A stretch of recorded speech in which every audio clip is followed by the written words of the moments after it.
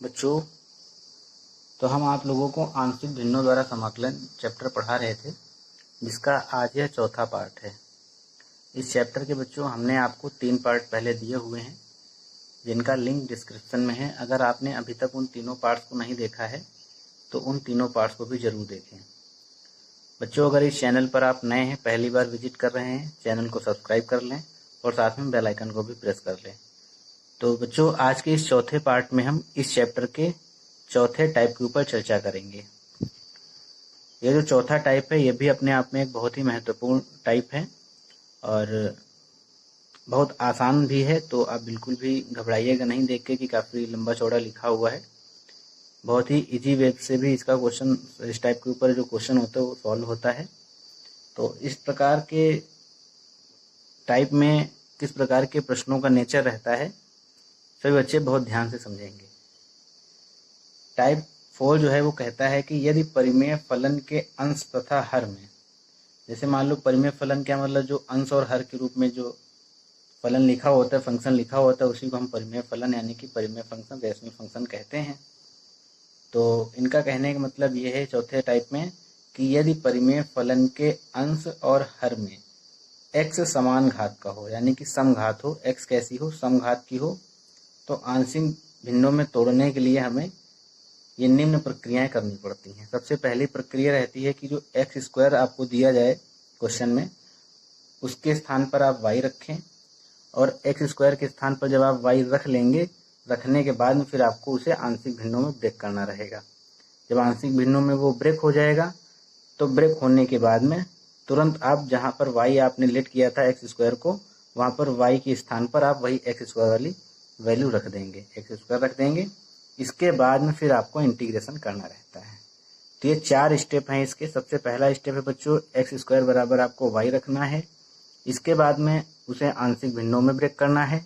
आंशिक भिन्नों में ब्रेक करने के बाद में फिर y के प्लेस पे आपको फिर से एक्स स्क्वायर रख देना है और उसके बाद में फिर आपको बाद में इंटीग्रेशन करना है। सबसे लास्ट में आपको इंटीग्रेशन करना रहता है। तो जैसे ये क्वेश्चन आपको दिया गया है, मान लो इसी क्वेश्चन को आपको सॉल्व करना है, तो कैसे करेंगे, ध्यान से समझेंगे बच्चों। तो आप सबसे पहले वही पहला स्टेप क्या है कि एक्स स्क्वायर बराबर वाई रखें। तो लिखिए कि माना एक्स स्क्वायर बराबर में वाई।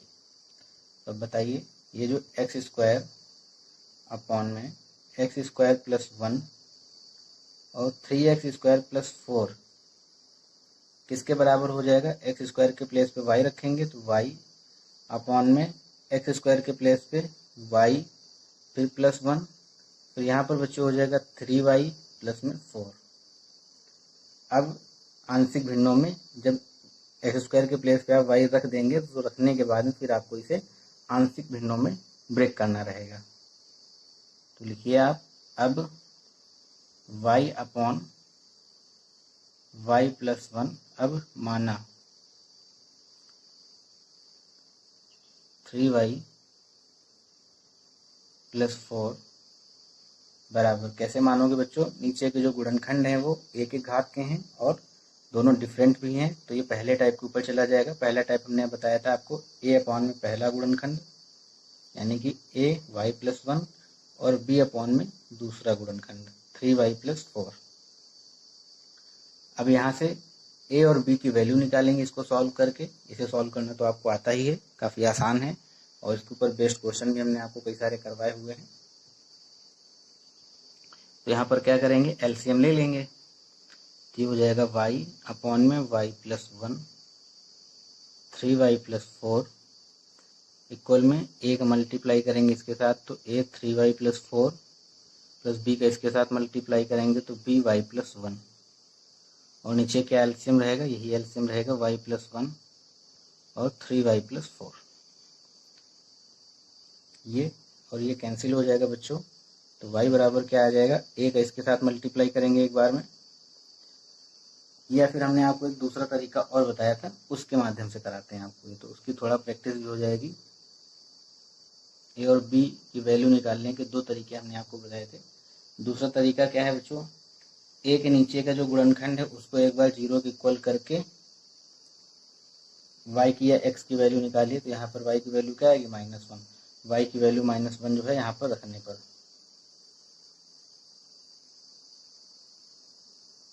तो जब y बराबर -1 बच्चों रखोगे दोनों पक्षों में, तो यहाँ पर हो जाएगा -1 और बराबर में यहाँ पर -1 करेंगे तो ये हो जाएगा -3 और -3 + 4 यानी कि 1 और 1 का a के साथ मल्टीप्लाई a, और यहाँ पर y के प्लेस पे जब -1 रखेंगे तो ये क्या हो जाएगा 0 हो जाएगा। तो a की वैल्यू क्या आ जाएगी -1 आ जाएगी। इसके बाद बच्चों क्या करते हैं, b के नीचे का जो गुणनखंड है उसको 0 के इक्वल करते हैं। b के नीचे का गुणनखंड क्या है 3y + 4, इसको 0 के इक्वल करेंगे। यहाँ से y की वैल्यू निकालेंगे, माइनस का 4/3 आएगी। ये वैल्यू जो है फिर इसी इक्वेशन में हम पुट करेंगे। लिखिए बच्चों यहाँ पर y बराबर -4/3 रखने पर, समीकरण 2 में इसको फर्स्ट मान लो, ये फर्स्ट है और ये सेकंड है, समीकरण 2 में रखने पर। तो बच्चों जब यहाँ पर y बराबर -4/3 रखोगे क्या आएगा बताइए, ये हो जाएगा -4/3 इक्वल में a, और यहाँ पर जब आप y के प्लेस पे -4/3 रखेंगे तो ये 0 हो जाएगा। कैसे देखिए, क्योंकि इसी को आपने 0 के इक्वल माना ही है। यहाँ पे y की वैल्यू जब आप -4/3 रखेंगे, चलो यहीं समझ लेते हैं, 3 और y के प्लेस पे जब वैल्यू रखेंगे -4/3 और ये +4 है तो 3 से 3 कैंसिल हो जाएगा, -4 + 4 क्या बचेगा 0, यानी कि इसकी वैल्यू हो गई 0। और यहाँ पर क्या आएगा b -4/3 और +1 जब आप करेंगे तो ये क्या आएगा बच्चों -4, और ये इधर एलसीएम हो जाएगा तो +3/4 यानी कि -1/4, -1/4, 1 से 1 कैंसिल हो जाएगा। ये बच्चों यहाँ पर 3 रहेगा क्योंकि 3 है नीचे, तो ये 3 रहेगा, तो ये 3 रहेगा, तो ये माइनस से माइनस कैंसिल, 3 से 3 कैंसिल, तो b की वैल्यू क्या आ जाएगी, b की वैल्यू आ जाएगी +4।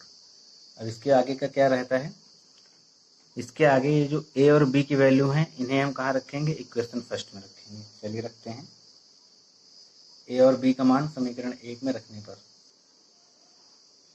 लिखिए बच्चों a और b का मान समीकरण 1 में रखने पर a की वैल्यू क्या आई है -1 आई है, तो y इधर क्या लिखा है y अपॉन में y + 1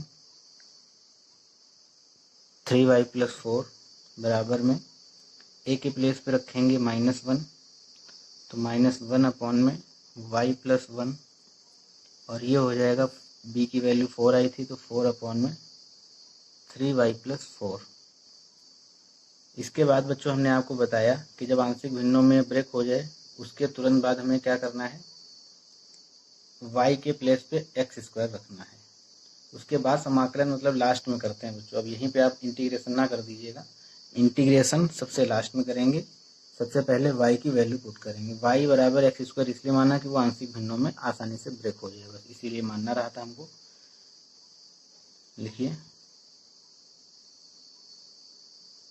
y बराबर x² रखने पर, तो ये हो जाएगा इधर साइड x² अपॉन में x² + 1, ये 3x² + 4 हो जाएगा, और इक्वल में यहाँ पर हो जाएगा -1 अपॉन में x² + 1, और ये हो जाएगा +4 अपॉन में 3x² + में 4।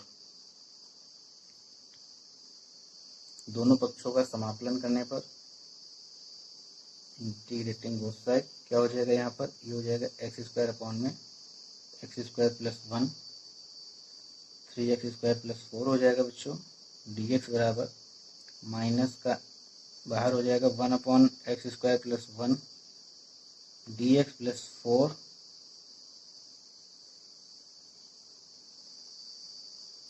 अच्छा ये बच्चों फार्मूला बन जाएगा हमारा 1 इंटीग्रेशन 1 अपॉन a² + x² वाला tan inverse x upon a का जो फार्मूला होता है वो वाला बच्चों ये फार्मूला बन जाएगा। तो यहाँ पर ये 3 आपको डिस्टर्ब कर रहा है तो नीचे 3 भी आप कॉमन ले लीजिए यहाँ से, तो हो जाएगा 1 अपॉन में x² प्लस में 4/3 dx। यहाँ तक नोट कीजिए, इसके आगे फिर आपको सिंपल सा इंटीग्रेशन करना है, वो भी बहुत आसान है। तो बच्चों ये लिखा हुआ था वहाँ पे, अब इसका इंटीग्रेशन करेंगे तो ये आपका फार्मूला होता है, हमने आपको बताया हुआ है कि इंटीग्रेशन 1 में एक्स स्क्वायर प्लस ए स्क्वायर ये होता है tan इनवर्स एक्स अपॉन ए, ये फार्मूला होता है। तो यहाँ पर आप इसके प्लेस पे ए के प्लेस पे, ए स्क्वायर के प्लेस पे 1 है, तब ये क्या हो जाएगा tan इनवर्स केवल x हो जाएगा और ये माइनस बाहर ऐसे ही रहेगा। 4/3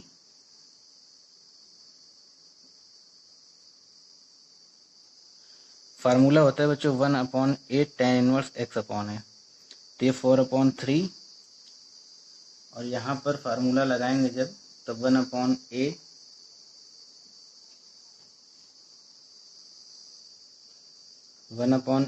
ए के प्लेस पे क्या है 2/√3 और tan इनवर्स x अपॉन है, x के प्लेस पे तो x ही रहेगा, a के प्लेस पे 2/√3 प्लस c।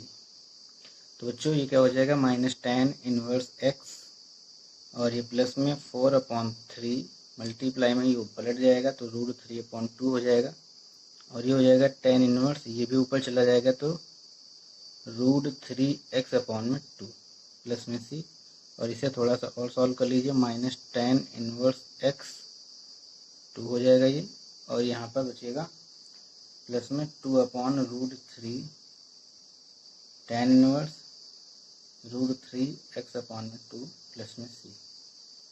ये बच्चों आंसर है। आशा करते हैं सभी बच्चों को समझ में आया होगा। तो हम आपको फिर से बता दे रहे हैं क्या करना रहता है इस टाइप के प्रश्नों में। जब समघात हो अंश और हर में, सबसे पहले आप एक्स स्क्वायर बराबर क्या लेट करेंगे, वाई लेट करेंगे। एक्स स्क्वायर बराबर वाई लेट करने के बाद में इसको आंशिक भिन्नों में तोड़ेंगे, ब्रेक इन पार्शियल फ्रैक्शन।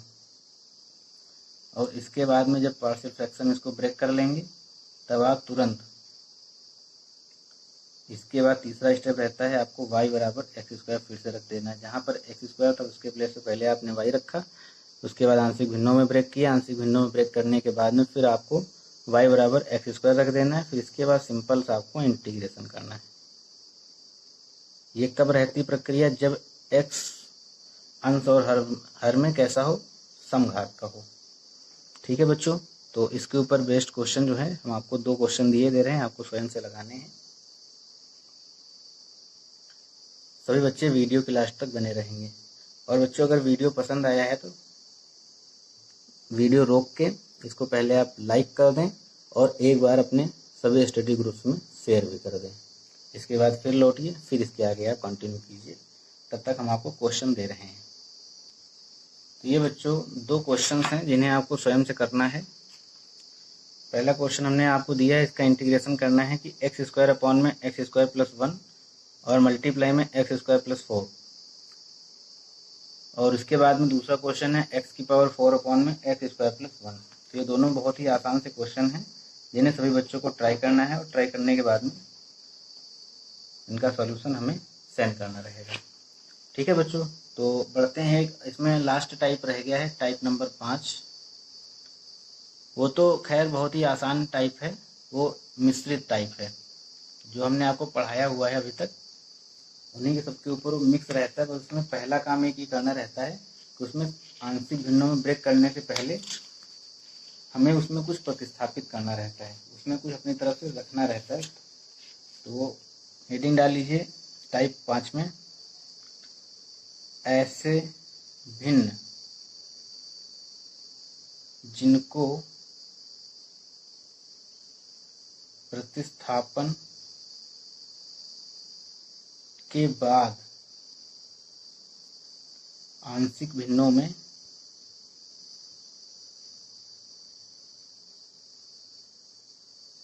तोड़ा जाता है। ठीक है, मतलब कहने का ये हुआ कि कुछ ऐसे क्वेश्चंस होते हैं, ट्रिग्नोमेट्रिक वाले क्वेश्चन ज़्यादातर इस पे मिलते हैं हमें।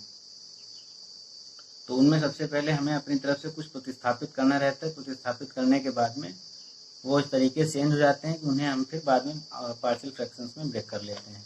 ब्रेक करने के बाद में फिर वही पुराने वाले सारे टाइप का यूज करते हैं। 3 टाइप जो हमने आपको बताया, तो जिस टाइप से वो मैच कर जाए उसका हर और उसी तरीके से आप ABC करके लेट कर लेंगे और ABC की वैल्यू निकाल के उसी में रखेंगे, फिर आपको इंटीग्रेशन करना रहेगा। तो मान लो आपको एक क्वेश्चन बच्चों दिया गया है, आपको इंटीग्रेशन करना है cos x अपॉन में 1 प्लस साइन एक्स और 2 प्लस साइन एक्स, इसे आपका इंटीग्रेशन करना है, इसे आपको इंटीग्रेशन करना है x के रिस्पेक्ट में। तो इसमें सबसे पहले हम अपनी तरफ से कुछ लेट करेंगे, ऐसा लेट करेंगे जिससे क्वेश्चन थोड़ा आसान हो जाए। तो नीचे हर में अगर साइन एक्स है तो हमें साइन एक्स को ही टी लेट कर लेना है, क्योंकि उसका बाद में जब हम डिफरेंशिएशन करेंगे तो कॉस एक्स हो जाएगा और ये कॉस एक्स डी एक्स के प्लेस में हम डायरेक्ट वैल्यू रख सकेंगे। इस तरीके के क्वेश्चन हमने आपको कराए हुए हैं। जब हमने आपको प्रतिस्थापन द्वारा समाकलन पढ़ाया था तो उसमें आपको लेट करने का हमने तरीका बताया था, किस तरीके से लेट करना चाहिए। यहाँ पर मान लीजिए, माना साइन एक्स बराबर टी, तो इसका आप अवकलन करेंगे, डिफरेंशिएशन करेंगे तो साइन एक्स का हो जाएगा कॉस एक्स डी एक्स बराबर में टी का करेंगे तो डी टी। अब ये सारी वैल्यू क्वेश्चन में हम अप्लाई करेंगे तो बच्चों आई बराबर क्या हो जाएगा, कॉस एक्स डी एक्स के प्लेस पे हम रख सकते हैं डी टी, अपॉन में 1 प्लस साइन एक्स के प्लेस पे रख सकते हैं 1 प्लस टी, और इसके प्लेस पे रख सकते हैं 2 और साइन एक्स के प्लेस पे टी। यानी कि एक ब्रैकेट में बना 1 प्लस टी और दूसरा ब्रैकेट में बना 2 प्लस टी। अब इसे हम आंशिक भिन्नों में ब्रेक कर लेंगे, लिख लीजिए यहाँ पर आंशिक भिन्नों में तोड़ने पर। इसके आगे अब आप ही को ये करना रहेगा, हम आपको हिंट्स दिए दे रहे हैं। आंशिक भिन्नों में जब हम तोड़ेंगे तो कैसे तोड़ेंगे बताइए बच्चों, भूल जाते हैं कि इंटीग्रेशन लगा हुआ है, आप बस सिंपल सा अंदर वाला फंक्शन नोट कर लीजिए 1/t, और इसको आप चाहे तो लिख लीजिए t+2, इसको t+1 लिख लीजिए, इसको t+2 लिख लीजिए। टी वाला पहले रहेगा तो आपको कन्फ्यूजन नहीं रहेगा, हालांकि कोई दिक्कत नहीं है। तो a बटे पहला गुणनखंड, पहला क्या है 1 प्लस टी और दूसरा क्या है गुणनखंड b अपॉन में 2 प्लस टी।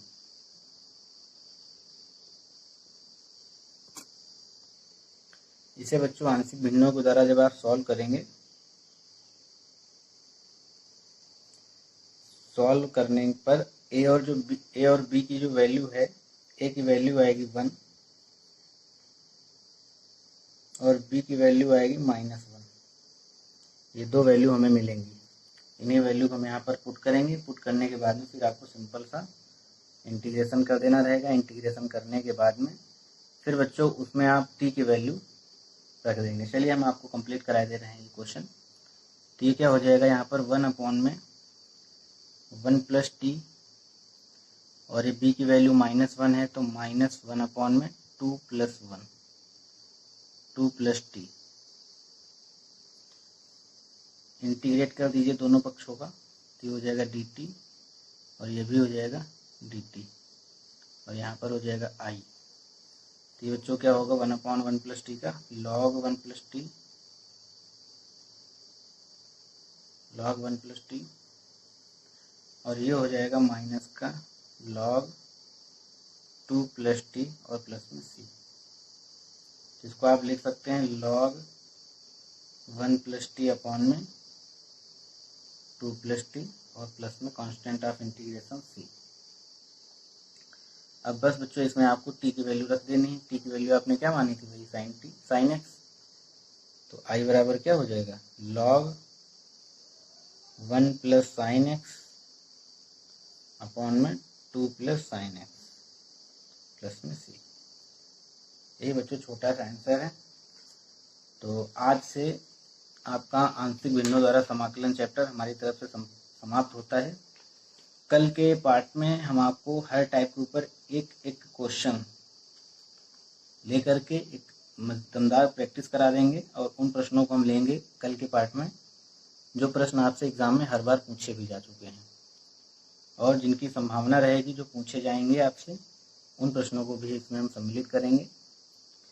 तो अगला पार्ट जो रहेगा वो भी आपके लिए बहुत ही महत्वपूर्ण रहेगा, इसलिए नोटिफिकेशन मिलते ही बच्चों आप तुरंत उस पार्ट को भी सीन करेंगे। आज के पार्ट में बस यहीं तक। सभी बच्चों को बहुत बहुत धन्यवाद।